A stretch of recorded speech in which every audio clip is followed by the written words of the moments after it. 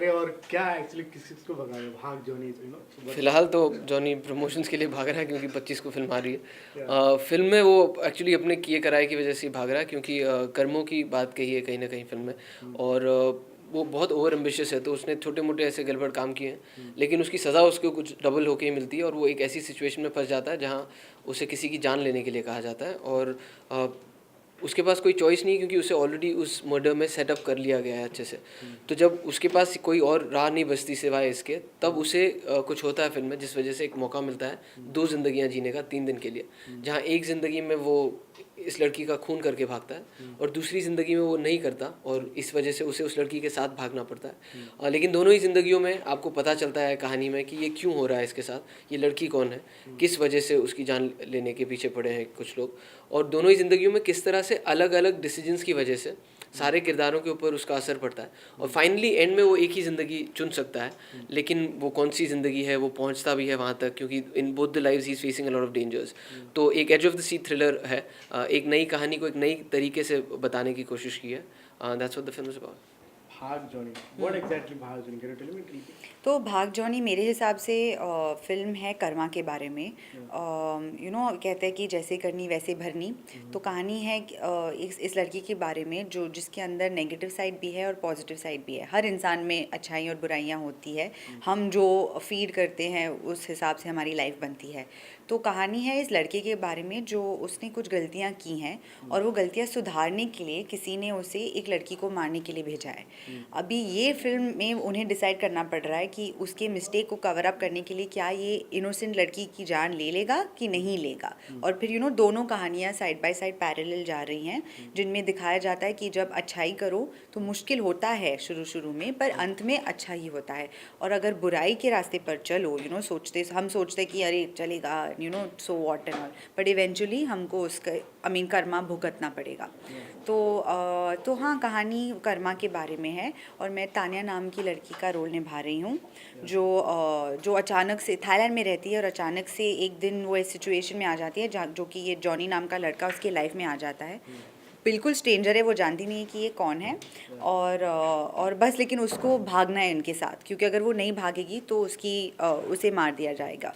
और भागते भागते उसे पता चलता है कि क्या होता है। But same time you play on real life also like दो जिंदगी like husband wife. So how much difficult like same like on screen and like like in this movie? देखिए वो एक बात होती है कि आप दोहरी ज़िंदगी जीते हैं लेकिन ये दो ज़िंदगियों की बात है। तो दोहरी ज़िंदगी होता है जब आप घर पे कुछ हैं बाहर कुछ हैं, लेकिन यहाँ पे बाकायदा उसकी ज़िंदगी वो 3 दिन वो दो अलग अलग जॉनी जीते हैं। तो रियल लाइफ से तो बिल्कुल कोई सिमिलरिटी नहीं है। अगर हम आपकी बात करें हर मूवी में हमने एक टैग देखा जैसे कि नेक्स्ट इमरान हाशमी का किसी किसी में बहुत सारे होता है। ये जब बहुत सारे टैग मिलते हैं तो how you feel? Do you think like difference में होता है क्या कि खुशी मिलती है? देखिए जैसे मैंने आपसे कहा कि कर्म होते हैं ना इंसान के, तो हम अपना काम पूरी शिद्दत से करते हैं। टैग कभी कभी बाहर से मिल जाते हैं लेकिन ऐसा नहीं है कि वो टैग मिलते तो हम उस टैग को सर पे पहन के कहते हैं कि अब मुझे यही करना है। We keep doing our work without expectations of tags. हमारी सिर्फ ये एक्सपेक्टेशन होती है जो हम काम करते हैं वो लोग आके देखें और उन्हें पसंद आए, because we entertainers at the end of the day. So I don't think the tags have ever bothered me और made me feel great. Yeah, but same time, how you choose a movie? Like is there like talking about like you start from Golmaal? मतलब हर different तरीके में तो how you choose a movie? देखिए फिल्में कहानियाँ हैं और हम जब कहानी सुनते हैं, जब कोई कहानी अच्छी लगती है और ऐसा लगता है यार ऐसी कहानी मैं डेफिनेटली जाके देखना चाहूँगा, तो डेफिनेटली वैसी फिल्म में हम काम भी करना चाहेंगे। तो सबसे पहला मुद्दा या क्राइटेरिया जो होता है फिल्म को लेकर is the story of the film, and then secondly obviously the director and the production that is making it. क्योंकि कहानी सुनने में कई बार अच्छी लगती है लेकिन पर्दे पे जो मैंने अभी काम करते करते सीखा है ज़रूरी नहीं है पहुँच जाए। और अब सबसे ज़्यादा इंपॉर्टेंट ये है कि कहानी बनने के बाद it has to be marketed and presented well. नहीं तो बहुत सारी फिल्में ऐसी होती हैं कि वो पता नहीं चला यार वो फिल्म आई थी लेकिन अच्छी फिल्म थी।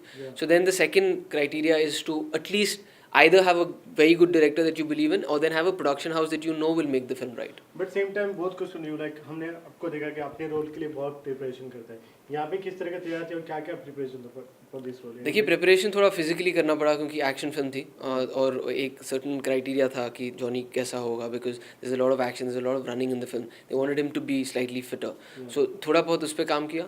उसके अलावा बाकी जो सारी प्रिपरेशन थी वो with the writer and director shooting से पहले to just understand the story and the script and the किरदार कैसा होगा, क्योंकि दो अलग अलग किरदार हो जाते हैं एक पॉइंट पे, एक पॉजिटिव की तरह जाता है, एक नेगेटिव की तरफ जाता है। तो वो मेंटली थोड़ा प्रिपेयर करना था कि so that you know the whole journey, क्योंकि जब आप शूट कर रहे हैं ज़रूरी नहीं आप पहला सीन पहले शूट करें और दूसरा बाद में।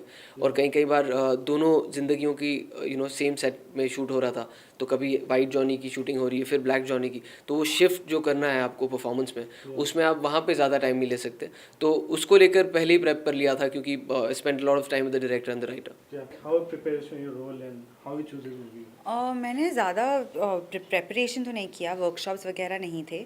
एक दिन विक्रम सर का फ़ोन आया था, उन्होंने कहा था कहानी है उनके पास, और मैं गई। और पहले तो मुझे लगा था ये हॉरर फिल्म की कहानी होगी, पर मैं बड़ी चौंक गई थी कि कहानी बहुत अच्छी है, अलग है, सस्पेंस थ्रिलर है।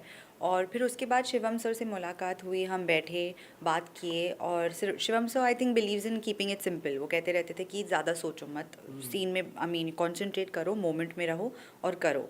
तो आई थिंक बहुत अलग एक्सपीरियंस था। शिवम सर बड़े काम किस्म के आदमी थे, तो वो कामनेस मेरे नर्वसनेस को टेक ओवर कर लेता था। और हाँ, हमेशा कहते थे कि वही सीन में रहो, दिल से करो हर शॉट को और देखो क्या होता है। But at the same time, Kunal like little senior to you, like you've done so many movies. Much senior, yeah. Much senior.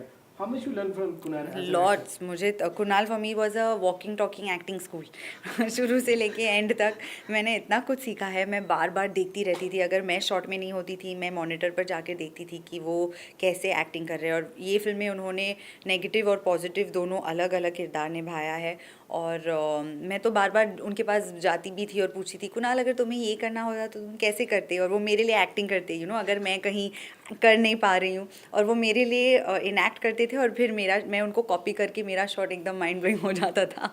तो फिर तो वो बड़े पेशेंट थे मेरे साथ, क्योंकि हमेशा मैं उनको 1000 क्वेश्चंस पूछती रहती थी। वो जैसे क्वेश्चन शिवम सर को पूछते, उनका दिमाग कैसे चलता है ना, बड़ा मैं अमेज हो जाती थी कि वाह कुणाल तुम ऐसे कैसे सोचते हो, मुझे भी सोचना है ऐसा। तो वो बार बार मैं देखती थी रोज़ कि वो कैसे सीन को इनएक्ट करते थे एट्सेट्रा। तो मैंने बहुत कुछ सीखा। मुझे एक्चुअली हर किस्म का रोल करने में मज़ा आता है। कहीं ना कहीं कॉमेडी का एक सॉफ्ट कॉर्नर है, क्योंकि कॉमेडी में मुझे ऐसा लगता है एक्टर को एंड टाइम तक जब आप सेट पे होते हैं, दूसरे एक्टर्स के साथ इम्प्रोवाइज करते हैं आप, तो कुछ ना कुछ नया कर सकते हैं, और क्रिएटिव फ्रीडम थोड़ी ज़्यादा होती है, बिकॉज डायरेक्टर भी अनश्योर होता है, और कभी कभी कोई चीज़ क्लिक कर जाती है उस मोमेंट में जो स्क्रिप्ट में नहीं होती, तो इम्प्रोवाइज करके आप उसे कर लेते हैं। सेकेंडली मज़ा भी थोड़ा ज़्यादा आता है, और इतनी थकान नहीं होती कम से कम मेंटली, बिकॉज जब आप इंटेंस कर रहे हैं, एक्शन कर रहे हैं, तो मुझे याद है जब इंटेंस फिल्में करते हैं तो when you finish your day at work, you basically just want to go home and sleep, क्योंकि आप इतने थक जाते हैं। और कॉमेडी में you still have a lot of energy, because you it's basically you getting paid to have a lot of fun. But at the same time comedy is also tougher genre to do, because वो अगर आपने सही नहीं की तो फिर वो सीधा बुरी हो जाती है, उसमें कोई मिड ग्राउंड होता नहीं है। तो but as an actor it's always great to do different kinds of stuff, because आप भी थोड़े in tune with all the kind of aspects of acting रहते हैं। And it's a great I think for an actor to get the opportunity to do different kind of roles and not get typecast in just one. Yeah. We're looking to you like 5 years same to same. How you fit yourself and how you doing prepare for it? Because like same, how you saw like so how do you think can be a little bit? मैं actually तो thankfully थोड़े genetically अच्छा चल रहा है। I am very happy, क्योंकि मुझे अभी भी लोग कहते हैं कि यार you don't look your age and you looking very young, तो इसलिए दाढ़ी रखनी पड़ती है, नहीं तो सीरियसली नहीं लेता कोई। बट ऐसे कोई स्पेशल एफर्ट्स तो है नहीं। I like to be fit, so I work out every now and then, keep changing my workout, sometimes yoga, sometimes gym, sometimes gymnastics. But उसके अलावा तो ऊपर वाले की देन है जो भी है। Last 2 question from my side, like जब भी हम एक्शन करते हैं तो लाइक कहीं ना कहीं चोट लगती है, तो is there any incident for doing the shooting? चोटें तो छोटी बड़ी एक्शन करते हुए लगती रहती हैं, वो फिर वो स्प्रेन हो सकता है या इंजरी हो सकती है, या कई बार अनफॉर्चुनेट एक्सीडेंट्स हो जाते हैं। तो छोटी मोटी इंजरीज तो चली, क्योंकि सभी किरदारों ने इस फिल्म में अपने खुद ही अपना एक्शन किया है। एक जो सबको पता ही है, वो जो एक एक्शन सीन करते वक्त मुझे वो बोट में जब कूदना था, तो कन्फ्यूजन की वजह से मिस टाइमिंग हो गई थी, तो वो बोटमैन आया नहीं इस तरफ और मैं कूद चुका था, और मुझे बीच हवा में पता चला कि ये तो मैं पहुंचूंगा नहीं, अब या तो मेरा सर लगेगा इस बोट पे, या सर बचाने के लिए पैर लगा लेता हूँ। तो स्प्लिट सेकंड में पैर ऊपर कर लिया था, तो मेरी शिन में बहुत लग गई थी और पानी में गिर गया था। तो वो एक था, बट थैंकफुली फ्रैक्चर नहीं था, कोई शूटिंग रोकने की, मतलब वो सबसे ज़्यादा स्ट्रेस रहता है कि काम नहीं रुकना चाहिए। So it was a couple of hours of resting and we were fine. And Joy, you because you're finding so ये सेम वाला सीन आई थिंक बेचारे कुणाल को तो लग गया था, तो इंस्टेड ऑफ गेटिंग स्कैर्ड कि अरे बेचारा उनको बचाओ, मैं तो हंसने लगी थी बोट पर बैठे बैठे, क्योंकि मैं देख रही थी ना, तो बड़ा फनी था, सीधा पानी के अंदर वो ऐसे जंप मार रहे थे। पर हाँ मुझे कहीं लगी नहीं, मुझे बस और एक्शन करना था एक्चुअली। मैं बड़ी एक्साइटेड हो, एक ट्रेलर में भी है शॉट जहाँ पर वो मुझे शूट करते हैं, यहाँ से खून निकलता है, मुझे वो बड़ा इंटरेस्टिंग लगा था, और काश मैं और कर पाती इस फिल्म में, पर मैं भाग रही हूँ, ये मुझे बचाते रहते हैं। बहुत मज़ा आया वो करने में। लास्टली जो है वो तो लाइक हर मूवी का अपना एक स्ट्रांग पॉइंट होता है।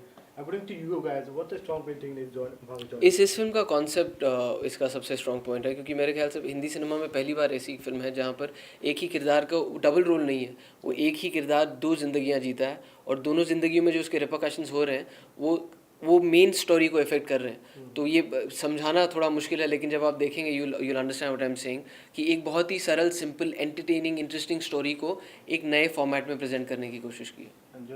सेम मुझे भी लगता है कि ये फिल्म में सबसे बेस्ट पार्ट उसकी कहानी है।